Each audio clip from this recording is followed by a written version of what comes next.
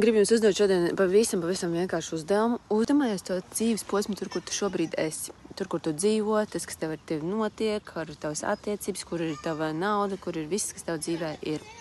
Iedomājies to līmeni, kur tu esi. Iedomājies pirmkārt numur 1 to sajūtu, par ko tu par to jūti. Es jūtos apmierināta, man besī, man kretinē ārā, vai arī, es jūtos nenormāli pateicīgi. Sajūta, tā ir sajūta tevī. Tagad iedomājies atkal no tās savas līmeņa. Iedomājies kādu, kuram ir vairāk, kuram ir labāk, kuram ir skaistāk, kuram ir vēl viskaut kādīgi, visādīgi. Kāds tev liek justies par tavu līmeni? Varbūt mazliet, es jau neesmu nemaz tik daudz sasniegus, man nemaz tik daudz nav. Tagad atkal stop.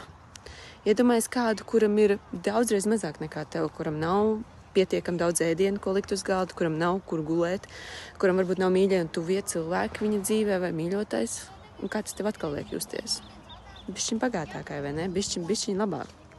Un šādi te, tu saproti, ka tas ir viss tikai un vienīgi tavs iekšējais stāvoklis. Tas, kur tu esi šobrīd, tas ir tā ir tā tava sajūta par to, un tu vari justies par to bagāti, tu vari justies par to resursā, tu vari iet un darīt un saņemt vairāk un rīkoties, vai arī tu vari prosti tupa sēdēt, domāt, ka tu esi vissliktākajā dzīves situācijā un neko nedarīt. Un šeit ir ļoti viegli kāpt upuru lomā. Vienkārši neko nedarīt. Vienkārši domāt, ka visi ir vainīgi tavā vietā un ka tev tiešām šobrīd neveicās, ka tev ir melnā līnija dzīvē. Izvēle ir tavās rokās, jo, kā tu redz arī to novērtēšanu, to paskatīties, kur tu esi. Es varu paskatīties, daudziem ir kaut kas labāk, un es varu paskatīties, kā es tur varu tikt.